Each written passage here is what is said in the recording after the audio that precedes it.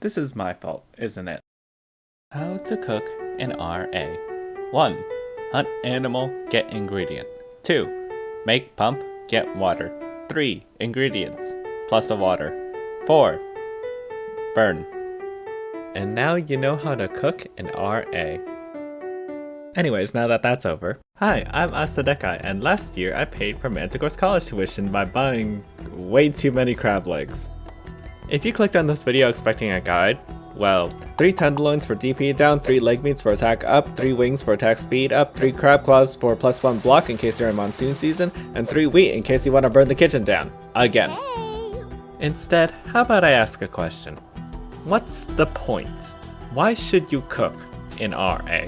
Obviously it's to buff your operators, especially for hard situations like Priestess and Troubadour where you're just stuck. But there's many ways to get past problems in RA.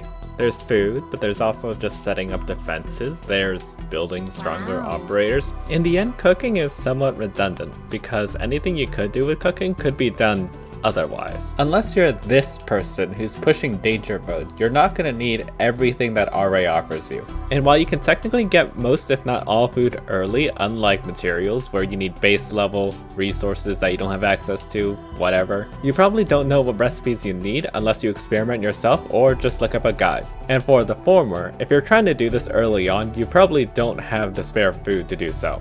If you're here for the latter, skip to this timestamp. Come on. Do it. I want those watch hours. If you're still here, let's continue on, shall we? Unlike fortifications that you can put down and see, and operators that you're already used to using, food is something of an invisible buff. In which I mean, you don't really see the effects unless you're looking for it. Or vice versa, you forget you have it until Scotty, why are you not blocking? Though I see this as a downside, I don't consider food a flawed mechanic.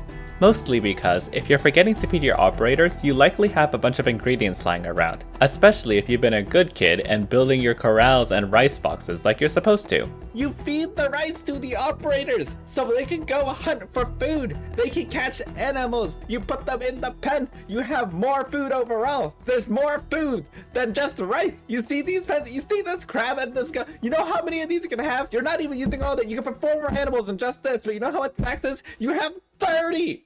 You can put 30 animals in here and you have 2! What I mean to say is that, in the rare situation you're backed up against a wall and you're fresh out of stone and iron, you can instead defend your brains with chicken wings and pork tenderloins.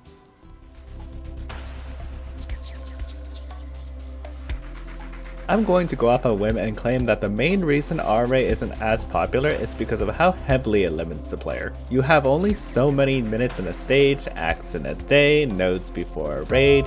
Even if you make it past Linebreaker with the monsoon debuff of -1 block, Shu starts crying because the only thing watering the rice in dry season is her tears. The mode constantly has a chokehold on your ability to survive, and just when you thought you had a grip on, say, food production, you're going to realize you're burning through all that food to compensate for all the other 3 things you forgot. Honestly, in that situation, I'd cry too. We do need more rice after all. The point is it's uncomfortable and restrictive on multiple levels. Here's the thing about provisions though.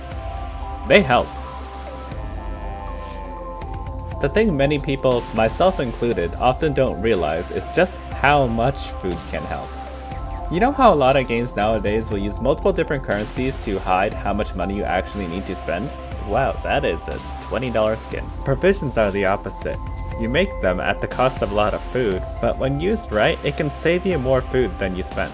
Perhaps you give Chubai crispy meat and chips so she can kung fu rocks harder, so you don't have to go back and pick them up later. Perhaps you give Scotty crab sashimi so she remembers what blocking is after the rain melts that out of her memory. Perhaps you give Ulfrianus the questionable Kashmirian liquid so he truly has the power to...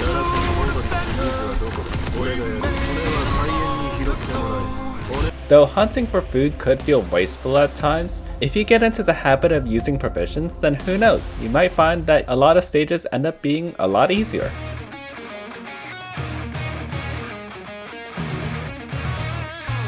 Food puffs are not unique to Arknights, obviously. Monster Hunter, Pokemon, ZZZ, they've all got something similar. And while you could use it to patch up holes in your defense, like with Crab Sashimi Scotty, at some point RA becomes a sandbox. Probably because there's so much sand already there. And while this is usually a good sign to stop and go play something else, I've always enjoyed just having the chance to mess around and see what you can actually do. That feeling of overcoming all the challenges and hitting a point where you can just relax is what I find so fun about RA. Provisions not only help you get over all those hurdles, they also let you have fun later as well. Does that fix the fact that early RA is a pain? No, of course not. But if you're willing to have a bit of patience and explore your options as you get them, then definitely give it a try. And definitely feed your operators. Just don't forget to build rice boxes and hunt animals and you should be fine. I'm Asadekai, I hope you enjoyed and have a nice night. By the way, as this video comes out, I will be doing handholds for RA on my Twitch channel. Probably not on the first day because I do want to play the new expansion stuff, but for every other day, I will be trying to get as many people their Caper skin as possible. So if you really feel like not doing the RA stuff, just leave it to me. I got you.